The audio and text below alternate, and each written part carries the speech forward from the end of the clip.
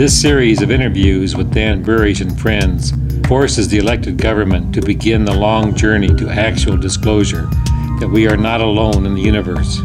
This is a serious attempt at objective corroboration by various credible witnesses as to their real personal experience with the presence of others on planet Earth. When the true history of alien disclosure is written, history will record that the 1980s were supposed to be the years of disclosure. Beginning with Ronald Reagan and Barry Goldwater, both Republicans, the decision was made to tell the world that we are being visited. The following clips are examples of the emerging revelations by the powers that be, that they will now open the doors of the biggest secret in history.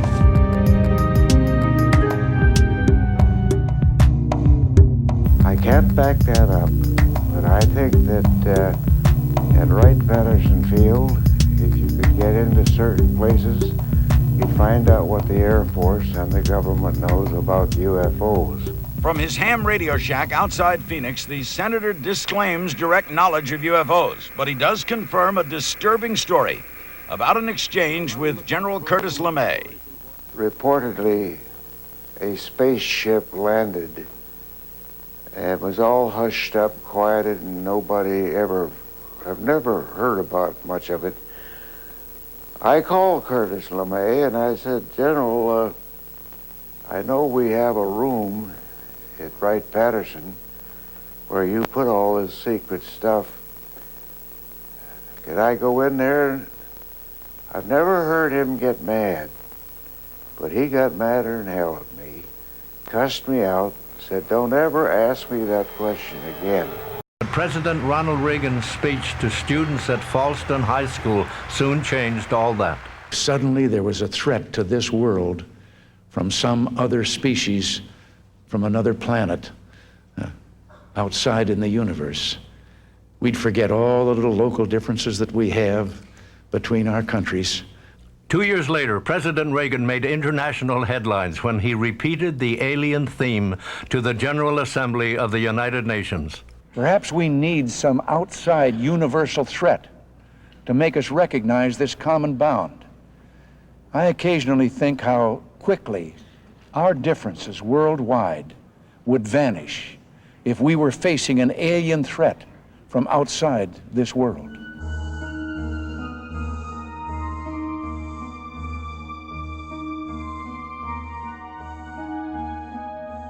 Edward Teller was selected by the secret government to choose 2 Area 51 scientists to begin the alien disclosure. First, he chose Bob Lazar, who did his job very well from 1989 to 1991, as evidenced by this clip. Bob Lazar is a nuclear physicist specializing in advanced propulsion systems. In 1989, he was hired by the military to back-engineer the propulsion system of an extraterrestrial craft. Lazar worked at what is undoubtedly the most top-secret research facility in the world, S4.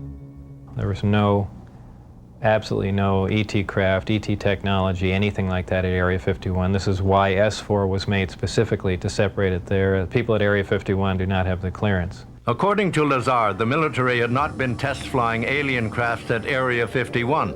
Rather, the discs many had videotaped and photographed were actually being flown out of S4, just several miles away. The S4 facility is an area just off the Papoose lake bed, dry lake bed. And it consists of 9 hangars.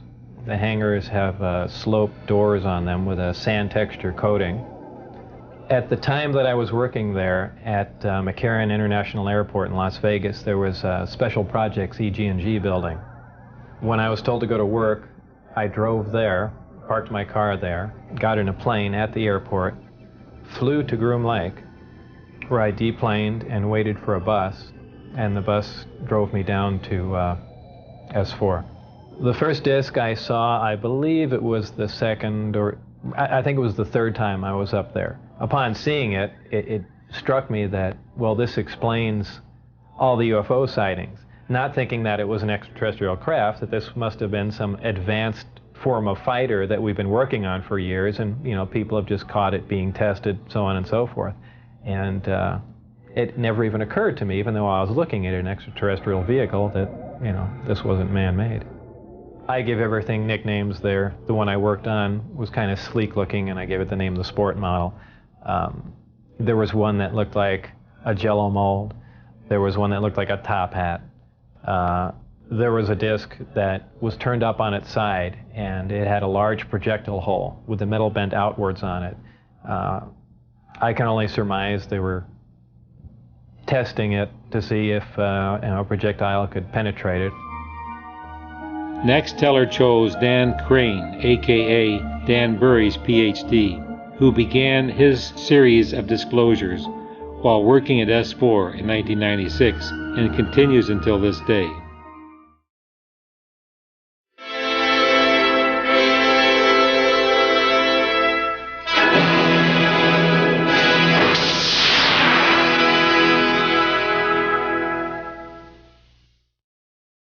The following interview with Will Uhouse took place on December 20th, 2005. And my mom and I both put him on the airplane to go there in Orlando, and he came back. When he came back, we could see that he was visibly shaking all the time. He just was not himself. And we got him back to the house, and we were making dinner and stuff, and the guy just kind of, this is my father, he falls apart. He just starts shaking. He says, I've got to say this, I've got to say this. And he says, they are real. I have now been invited to join the project. He says, we have a disc, and it's not from this world.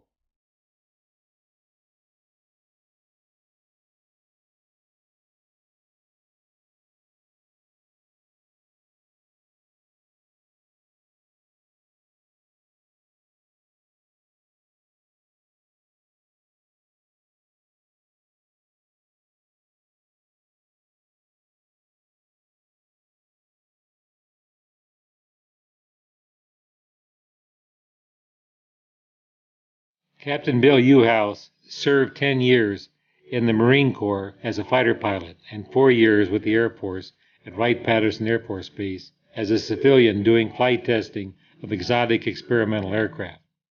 Later, for the next 30 years, he worked for the defense contractors at Area 51 as an engineer of anti-gravity propulsion systems on flight simulators for exotic aircraft and on actual flying discs.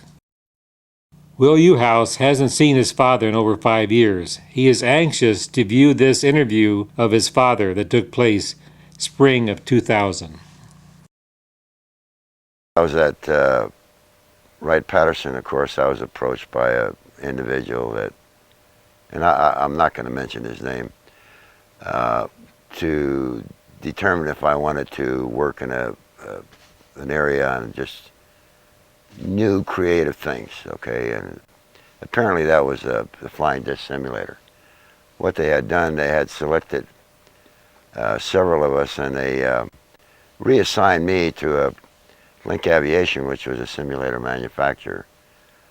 At that time they were building what they call the C-11B and F-102 simulator, B-47 simulator, and so forth.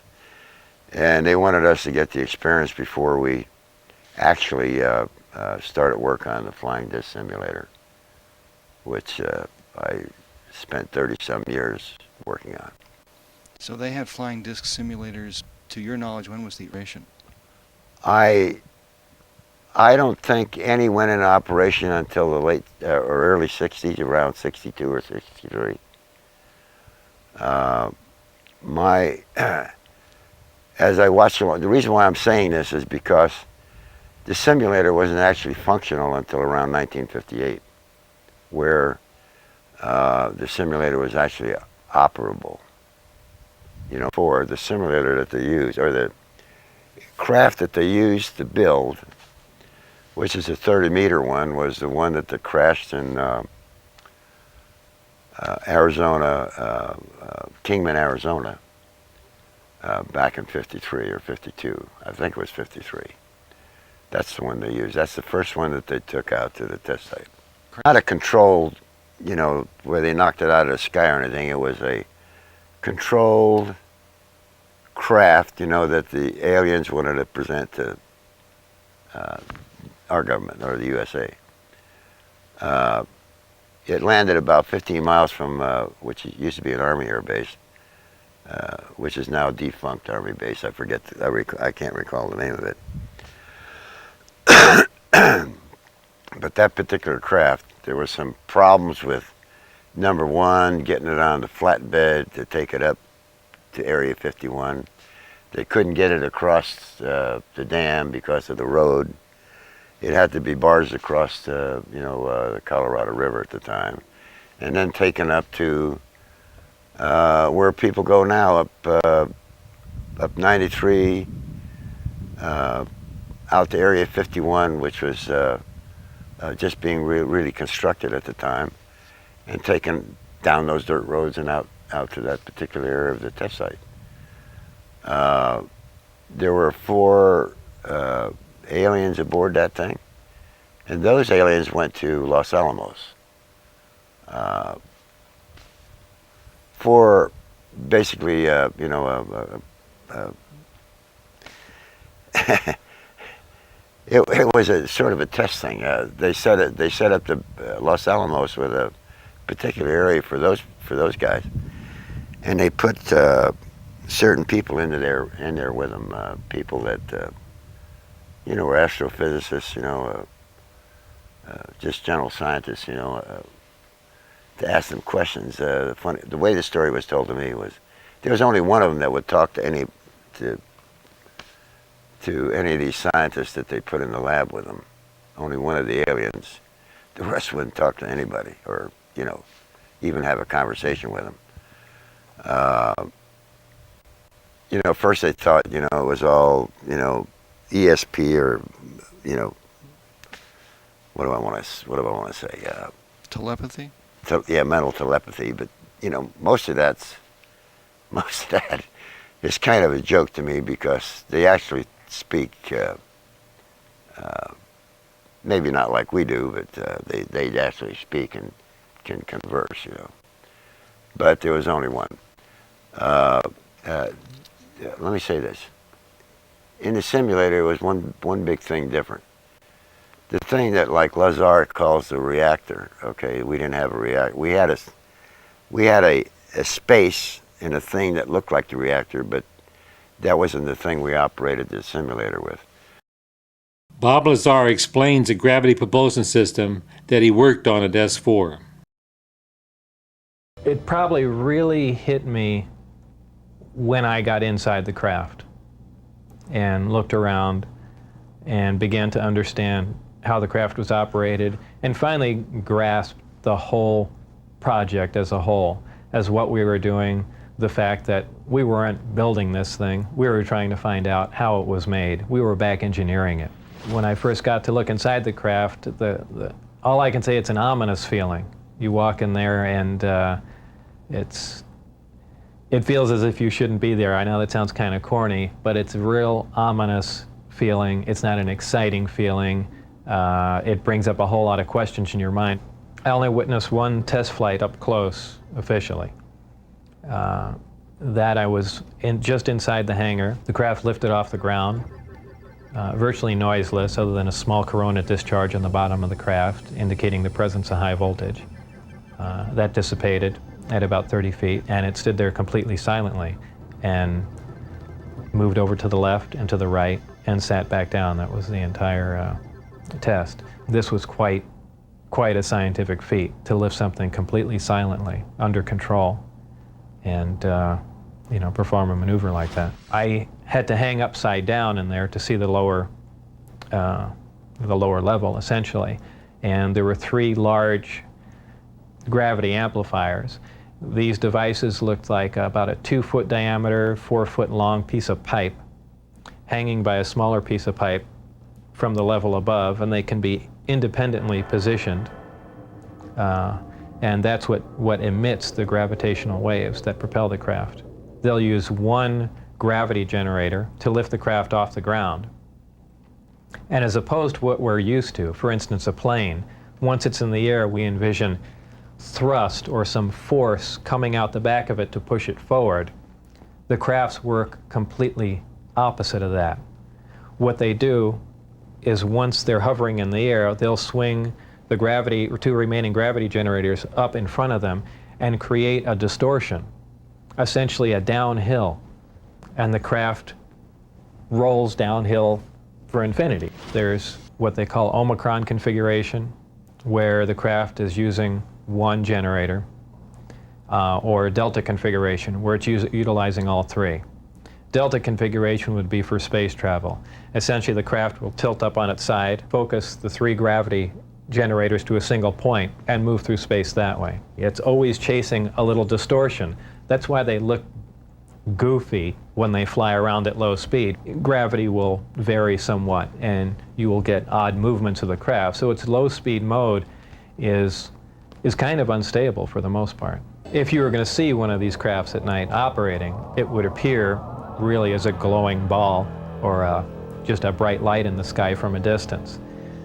Even close up, you know, you'd see a glowing halo around it. What you're dealing with is a high energy source in essentially a gas atmosphere, oxygen, nitrogen. And when you apply enough energy to a gas molecule, they emit photons, they emit light. Well, when you're on the outside, you know, you pretty much think, you know, how could they keep something like this secret? It's a crime against science, it's a crime against the people and all that, but you know, your feelings change once you're privy to the information. Obviously, the ET craft do exist. Something had to build them, so there must be aliens. And since there are, and the craft are there must be some sort of factory and an entire civilization somewhere. And if in fact that is true, and it apparently is, then there must be others. We operated with 6 large capacitors that were charged with 1 million volts each. Say there were 6 million volts in those capacitors. They're largest capacitors ever built. These particular capacitors, they last for 30 minutes, so you could get in there and actually work the controls and do what you had to get the aircraft or get the simulator, the disk to operate. Okay. So it wasn't that simple because we only had 30 minutes. Okay, and the reason why it was designed like that photo I showed you was actually when it was operable, it would lift off the ball about a certain amount of there was a dimension there that we had that it actually lifted up, and it could actually turn, you know, a certain amount of degrees left to right or whatever. But in a simulator now, you'll notice that there are no seat belts, right? And the same thing with the actual craft, no seat belts. You don't need seat belts, because when you fly one of these things upside down, there's no upside down like in a regular aircraft. You just don't feel it. And it's a simple explanation for that. Of those discs, you have your own gravitational field right inside. So if you're flying upside down, to you, you're right side up. I mean, it's just really simple if people just look at it, just no different than the planet. Did you ever get inside the actual craft? I was in there for startup, sure. How do they image? How do you look out the windows from one of these things with a controlled Actually, we didn't look out any windows. There weren't any windows. The only place we had any visibility at all, and it was done with cameras or video type things at that time, was in the turret section. Okay, that's that has its own gravitational field. You would be sick or disoriented in about 2 minutes after getting in, after it was cranked up. It takes a lot of time because of the area and the smallness of it. Just to raise your hand, it becomes complicated. You have to be trained trained with your mind, to accept what you're going to actually feel and So there's some experience. perceptual distortion. There's a lot of distortion, yeah. Yeah. Seeing, just moving about, it's a after a while, after you get used to it and all, and you do it, it's simple. You got to know where everything is, and you got to understand what's going to happen to your body. It's no different than, accepting the G-forces, when you're flying a aircraft or coming out of a dive, and that kind of thing. It's a whole new ballgame. Each engineer that had anything to do with the design was part of the startup crew. Verify all their stuff that they put in works like it's supposed to. Did our flight crews ever take one of these discs out into space? I don't know that. I don't really know that. I'm sure they have. I'm saying it probably took a while to train enough of the people or sufficient time. The whole big problem with this, with the disc, is that it's so exacting in its design and so forth, and it can't be used, it can't be used as a, like we use aircraft today with dropping bombs and having machine guns, in the wings and that kind of stuff. The design is so exacting that you can't add anything. You can't. It's got to be just right. There's a big problem in the. That's exactly what it is. Of where things are put. Say, that where the center of the aircraft is and that type of thing. Even the fact that we raised it 3 feet so the taller guys could get in and stuff. The actual ship was extended back to its original configuration, but actually raised. Meetings and stuff, and we had a long period of introduction into meeting, say an EVE, an alien. And I called him JRod, of course that's what they called him, but that wasn't his, I don't know if that was his real name or not, but that's the name that the linguist gave him, so he knew JRod, And I did draw a sketch of him when he was, before I left him in a meeting, and I provided it to some people, but that was my impression of what I saw. How much individual contact did you have with him? Oh, he used to come in with Teller and some of the other guys occasionally on questions that maybe we'd have, But you got to understand that everything was, specific to the group. If it wasn't specific to the group, you couldn't talk about it. Mm-hmm. So. Need to know. Need to know. Yeah. And and he would talk, but he'd sound just like, if you spoke, he'd sound like you. He's like one of the, a parrot, but he'd try and answer your question, A lot of times you'd have a hard time understanding, because if you didn't put it on paper and explain yourself, half the time he couldn't give you a good answer. When you said there was a long build-up to actually meeting this person, what was the preparation like before you actually had a chance to have personal contact? Well, the preparation was, basically going through. First of all, I went through all of the different nationalities in the world, right? Just, these, whatever, Human nationalities. Yeah, human nationalities, Then they got into going into other forms of life, even down to, animals and that type of thing. And the fact that, this JRod had, his skin was pinkish, but a little bit rough, and that kind of stuff. Not horrible looking, or to me, he didn't look horrible looking. Some of the guys, that was in the particular groups that I was in, they never even made it, as far as I was concerned. When they gave you the psychological question, I just answered them the way I felt, and I had no problem, And that's what they wanted to know. you know, if you'd become, like, you know, hey, here's an alien, he's from here, and I don't know what, you know, one of those kind of things, you know. But it never bothered me, you know, it didn't amount to much. So what kind, you know what kind of scientific advice he would give the crew that was building or back engineering these? Basically, it was only engineering advice or science advice. You know, say for example, I performed the calculation, and there's I spoke of a book that, it's not a book, it's a big assembly of various different divisions of DTIC manuals on gravitational technology, okay. And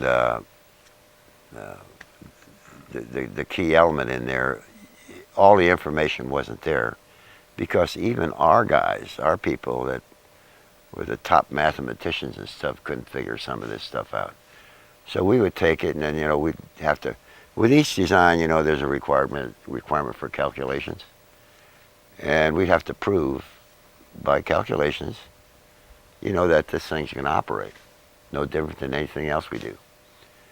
And sometimes you get into a spot where you try, and even if you use the formulas to come up with this thing that they'd provide you, it wouldn't work. And that's where he'd come in, you know, to tell him to look at this and see what we did wrong. 61, say, the last 40 years or so, or 60 years, maybe there's, I'd say 40 years anyway, not counting the simulators, I'm talking about actual craft, there's probably maybe 2 or 3 dozen, various different sizes. That we've built, or that we have that we built. Okay. I don't know much about the ones that, you know, that they brought here. I know about that one out of Kingman, but that's about it. And I know the company that hauled it out of there, and who's out here now. But you gentlemen earlier, that 2003, most of this stuff will be out in everybody's plate to look at. Maybe not the way that everybody expects it, but in some manner they determine appropriate, you know, to show everybody, hey, look at what we got. So you think There's some this wisdom is in the year that 2000 statement. that we're doing this interview, so you think within 3 years that the public will be told I something? said this years ago, 2003, and the reason why I said that, the document I signed ends in 2003. And you're not the only one that signed. And I'm not the only one. Rachel. We were, she and I were allowed to go out into the public for the first time, really, at Rachel, Nevada. I also noticed, he mentioned a couple dates, 58 and 63 for the simulators. Right. 58 was a major treaty year, and 63 was the year that the Committee of the Majority actually took precedence over MJ-12. And those dates were right on the money. Have you met Dad? Have I met him? No. Yeah, not in person. Not as far as I'm aware. No, I don't remember him. The first I actually saw him was when Ron showed me part of this video. Okay. And he may have been working in the propulsion or down in 1B in Galileo 1B while I was there. I wouldn't know, though. I saw several people, whenever they would do, he said the startup protocols, if they would start anything up inside of the bay, in the Galileo Bay, they would have the doors to the windows shut. And I heard some sounds coming out of there, but that was about it. But they actually had the door shut, so if there was any temporal distortion or anything like that, I'm not sure what the doors were made of or whatever, but it would act as some sort of a shield, I guess, for the personnel coming in and out. You would hope so. Right, well, I never felt anything unusual in there. I did down one floor below in the looking glass facility when I've had 2 chances to see that actually function, but nothing up by the Galileo area. He could have been down in the simulator area when I walked past or was hobbling past barefoot one time to go get my booties. I wouldn't know. Yeah, dressed in those clean outfits, you probably wouldn't recognize hardly too many people anyways. No, Yeah. no, and the majority of people, any of them that you have face-to-face interaction with, are those in your particular working group. And you know, he was very correct about that. It's whatever is just within your particular group. Yeah. Everybody else is persona non grata. Would you mind recounting one more time about the flatbed? This was in the mid-'70s before I went to the police department. Dad and I both worked at the Nevada test site. He was under RICO and I was under Holmes and Narver contract. And just because he was working for RICO doesn't mean that he wasn't pulled into these places over by Groom Lake and S4 all the time. And my office was about 12 miles from the internal gate. It's called the Tweezer facility. So he would, on the way from Mercury up, making his way through the test site, he'd stop off at my office and say hello and howdy and chat with all the boys in there, because he'd worked there, you know, for years before with a lot of the same guys that I worked with. And he said, "Oh, I'm going off to the ranch now. I'll see you guys on the way back." And he would leave and come back. This happened numerous times. And this one particular time he stopped by. He says, "I'll probably need to ride back from the gate, and I'll give you a call when I get there this time." I said, "Okay." And a few hours went by, and got his phone call. I jumped in the truck there and went up and got him at the gate. And hopped in, and I turned the truck around, started to leave. And he punched me in the shoulder, and he says, well, look behind you real quick." I said, "Oh, okay." And I turned around and looked behind him. There's kind of a road that goes two different directions, in a Y shape like this, one towards Rachel, another towards another area. And there's a flatbed truck on it, large flatbed truck with a disc on the back that was covered up by tarps, white tarps.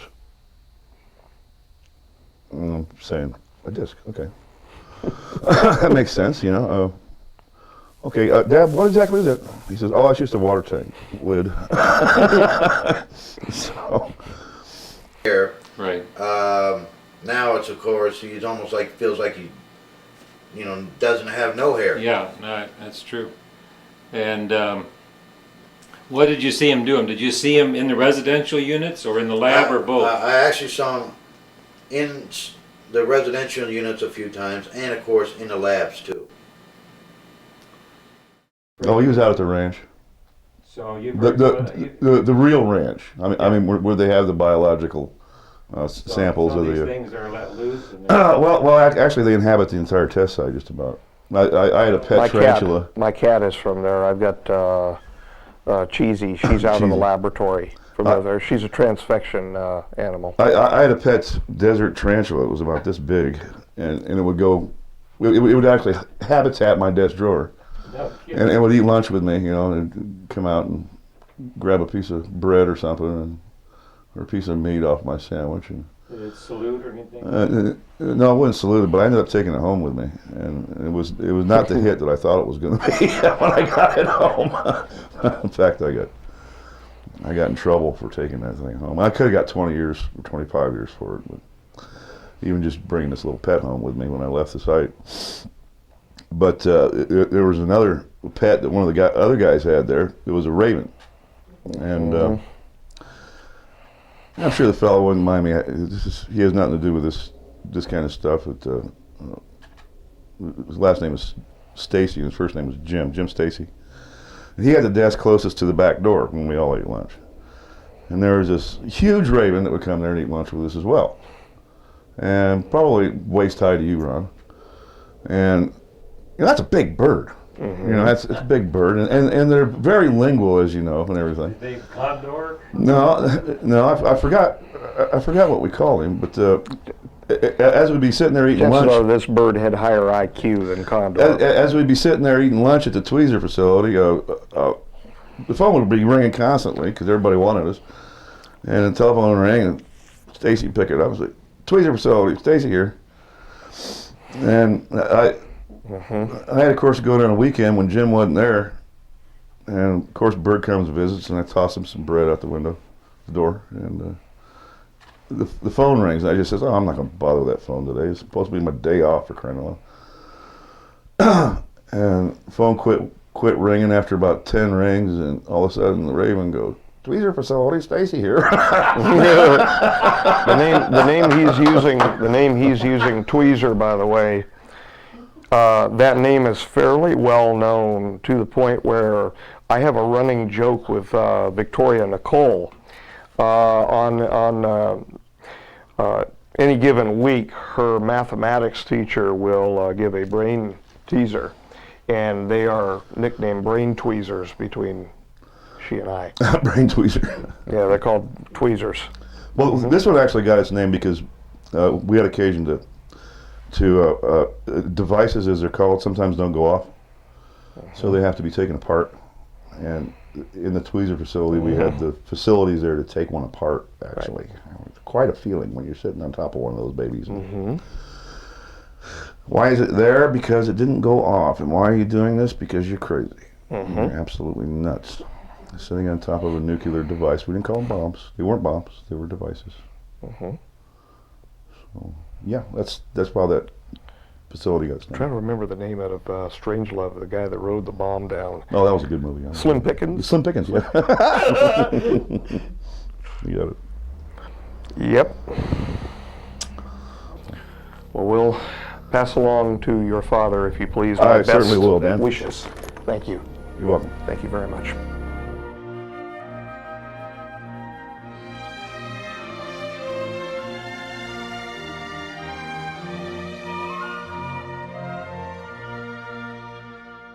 Lieutenant Colonel Wendell Stevens.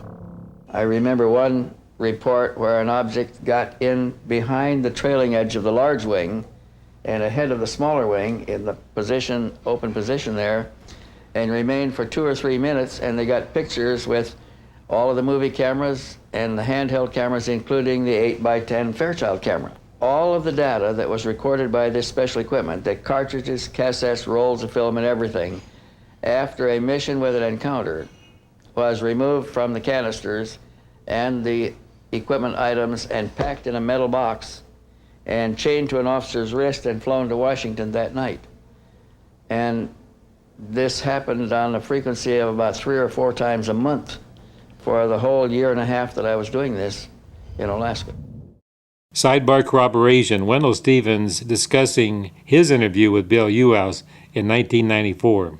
Wendell, if you could tell us what you know about Bill Uhouse and how he was reacting with the aliens and the Kingman crash and so forth. So take it away, Wendell. Well, Bill Uhouse came to our International UFO Congress in Las Vegas at the time. Now it's at Laughlin. In about 1993, I think, or 94. And he came up to me there during a break, and he said, I know something about these things. He said, I worked on them. And I said, oh, man, we got to talk. And so we went down to the restaurant to get away from the crowd there. And he told me that he was a simulator specialist in Area 51, that he began there a long time ago when he was, I believe he said he was working at Dayton, and he was reassigned out to, they sent him to a Link school. At that time, Sperry was making the Link trainers, and he went to a school at Sperry first, and then he went out to Area 51. And he said that he was working on simulators to teach pilots to fly new airplanes that had never been flown before. Later he told me that they were training pilots to fly discs that we were manufacturing too. That came much later.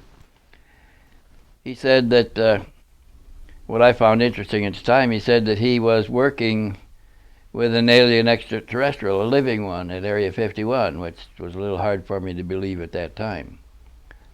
he said that, and because I was not acting too convinced, I guess, he offered the information that he, being an engineer and being in the Link Trainer project, he was drawn into the group of engineers to prepare the habitat for some alien extraterrestrials that were going to come here and remain, and come here and work with us. And the alien extraterrestrials gave them the specifications for the habitat. They wanted a living facility that included, among other things, in the sanitary facilities, the bathroom was a little different from ours. It didn't have a urinal, didn't have a commode, a toilet. It had a shower and a wash basin. The shower had two nozzles in it, and one nozzle was designed to dispense an enzyme, a thick enzyme, and the other one was a water nozzle, and the understanding was that the aliens would lathe themselves with the enzyme, rub it all over their bodies, and wait a time, and then rinse it off, and it would be collected in the bottom of the shower, filtered out, the enzymes would be filtered out, put back in the enzyme tank, and the water would be flushed away, which I thought was very interesting, because my information at that time was that the extraterrestrials, the reticulans that I was working with Bill Herman on over in Charleston, South Carolina, did not have a gastrointestinal system. They didn't have an anus. They didn't have a belly button. They didn't have an esophagus. They didn't have, they took their alimentation in their mouths.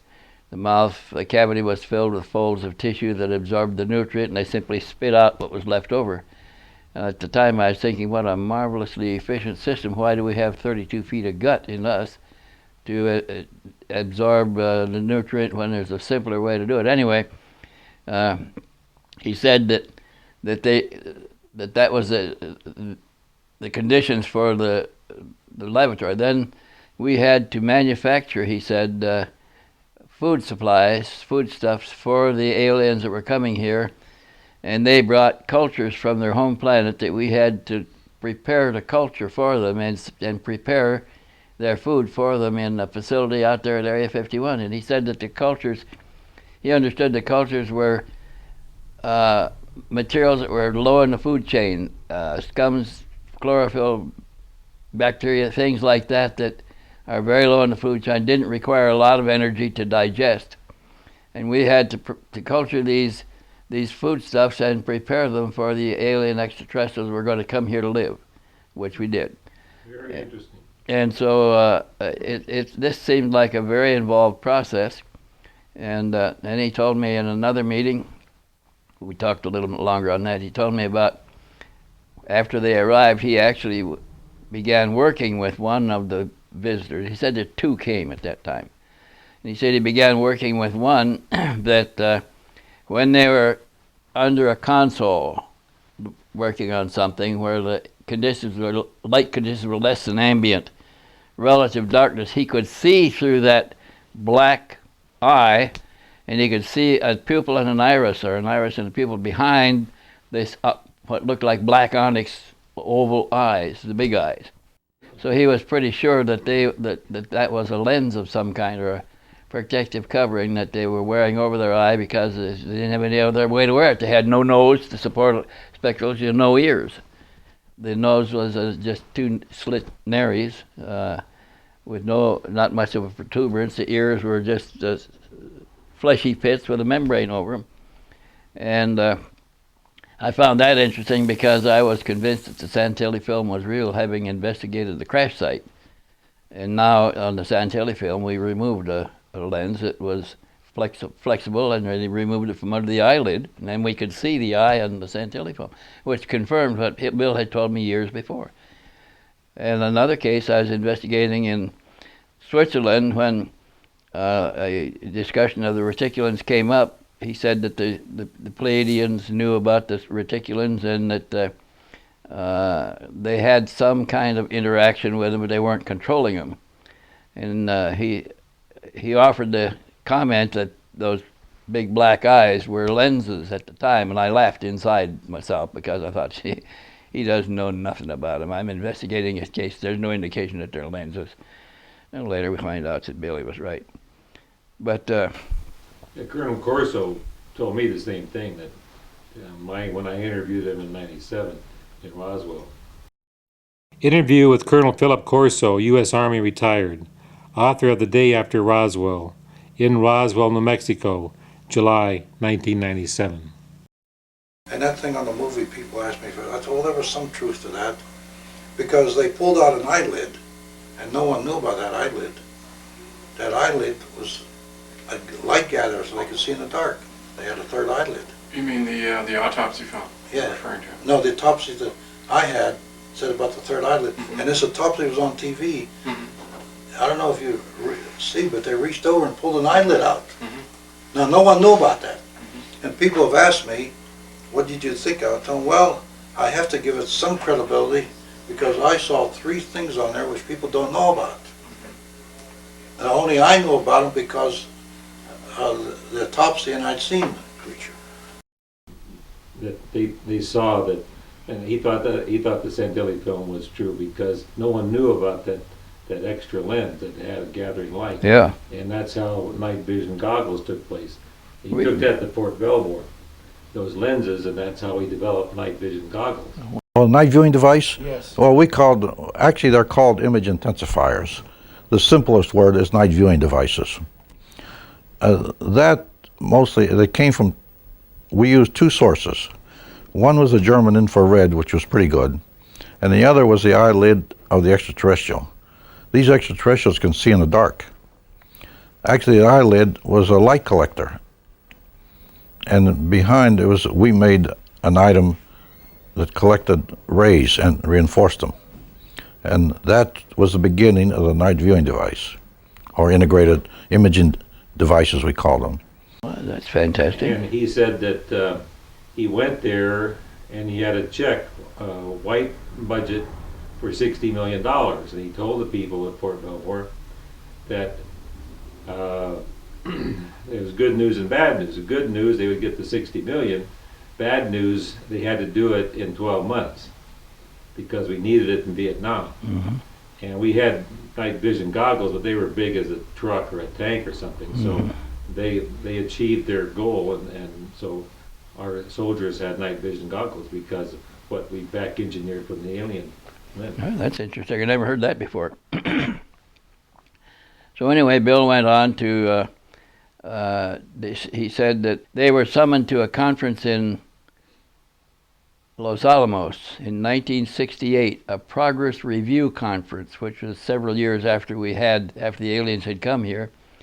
And this was a conference to find out what progress we had made in working with them and in back engineering technology.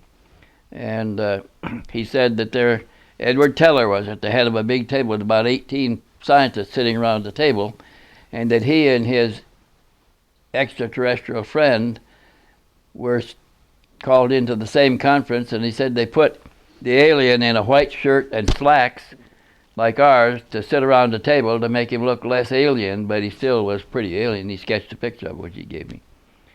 All engineers are pretty good. Yeah, all engineers are pretty good sketch artists, and he sat right across from the alien.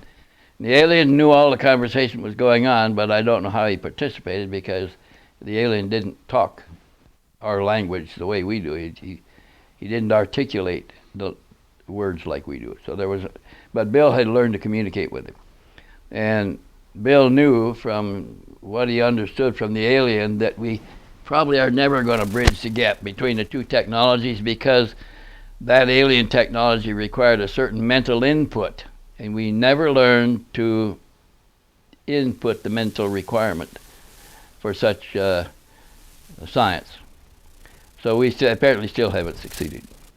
Then he told me also that there was a strange thing that he remembered from other engineers working at Area 51. He said there was a crash up north of Kingman that was recovered intact. The vehicle was relatively undamaged. He said that the engineers that were trying to load it to haul it back said that they couldn't tilt it.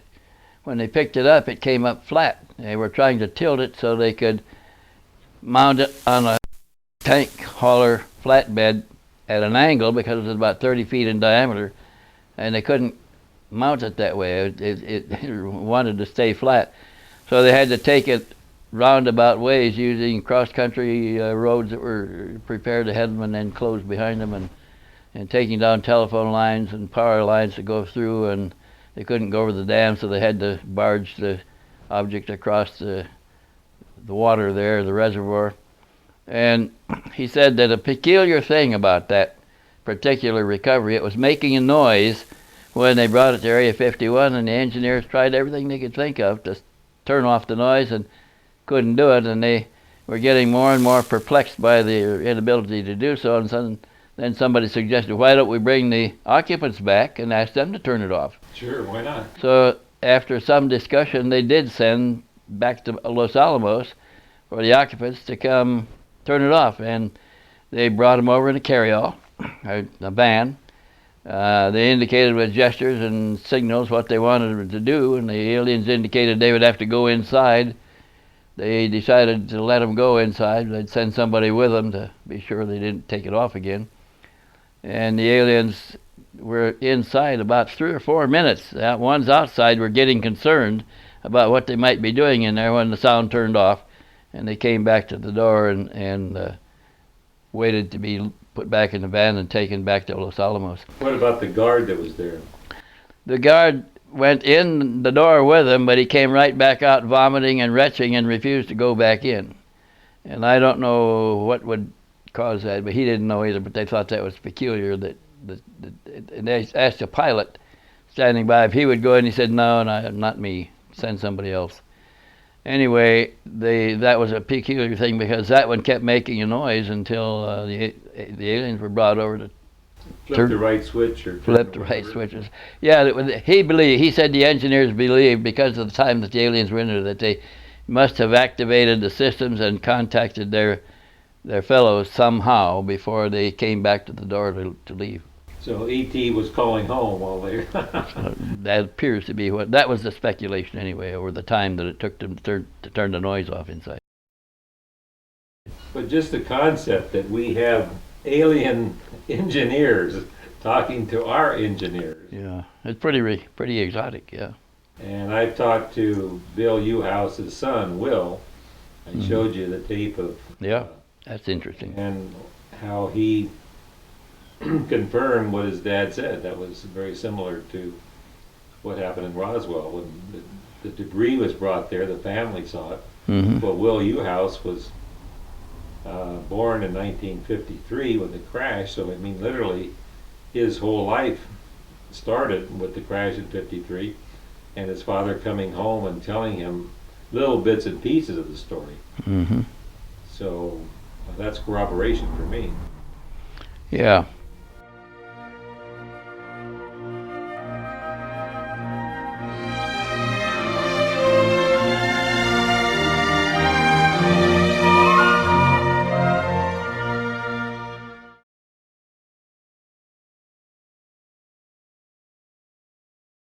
Part of the proceeds from this series of interviews will be dedicated to creating a memorial to all of the UFO researchers, scientists, military and civilians who have been threatened, persecuted because of their involvement in this subject for the last 60 years. Dan Burisch, patriot scientist, who is being documented in this series of videos, has had an extremely difficult life in the employ of the secret government. He does not lament his fate, but rather sees his work for the government in a positive light and tries to perform his scientific duties in a major effort to benefit humanity. The key is disclosure, as he states in another interview. As the cover-up begins to unravel here in 2006, it is time to honor those who have fallen and been victimized by the secret government. These sentiments are best summed up by the former Secretary of Defense of Canada, Paul T. Hellyer. The whole cover-up, because I'm convinced that there has been a systematic, thorough, and very successful cover-up for half a century or more.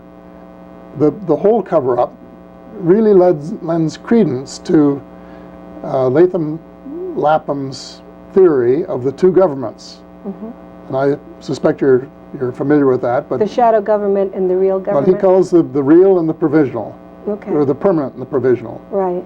And he says that the United States government, the permanent government, is the Fortune 500 list, mm-hmm. Okay. And the top legal firms in Washington that do their legal mm-hmm. work, and the top PR companies that do their public relations or propaganda, if you want to be a little more vulgar about it, and the top civil servants, both military and civil. And they run the United States. And every few years, and here I paraphrase a little bit with the license that I have as a former politician, they have a charade called an election. And the permanent government picks the actors to go on stage and read the scripts written by the permanent government. And they try to pick actors that won't improvise too much and who will do as they're told, in effect. And then they give them the money to get elected, and nobody else need apply. Well, I believe in seeking the truth, and in the good book it says if you seek the truth, it'll make you free. And I don't think there's any other approach. I don't think you can live a lie. I'm a religious person. I'm not the least bit concerned about disclosure. And I'm absolutely determined that we find out what the truth is. And I think it's just natural and inevitable that there are other species elsewhere in the galaxy or galaxies that are more advanced technologically than we are, and probably morally and spiritually as well, and that we should cooperate with them and learn from them and work together to I'm used to saying make a better world. Well, we'll start with trying to make our world better, but maybe we can cooperate in making a better galaxy or galaxies. And that these are the kinds of projects and policies that we should be adopting. Colonel Philip Corso speaking at the 50th anniversary of the crash at Roswell, New Mexico, 1997. I fought the greatest armies the world's ever seen and defeated them and destroyed them. Those boys didn't panic. And the young people today are not going to panic. Let's tell them the truth. They want to hear it. They keep asking me, tell us the truth. Dan Burisch's interview at a secret location, June 7th, 2003. I would be very happy and very relieved to feel as though I was responding to the elected government of the United States of America with what talents God's given me. I'm responsible to the people of the United States of America. The nature of the information to which I'm privy is sensitive enough that the full disclosure of that information would have to be done in an appropriate location and under appropriate circumstances. Certain military application information would have to be done in a closed session milieu for the national security. The Congress knows it's not in control. They know that this is a wild train out of control. And they want that control back. They're not stupid. They know that there are things that are going on down the hall from them that they can't fathom. They deserve to have that back in their hands because that's what they were elected to do. And if we care at all about what's left of our Constitution, they deserve to have that in their hands. Aren't we the masters of our destiny in our country? Aren't we supposed to be? Yes, sir. Supposed to be.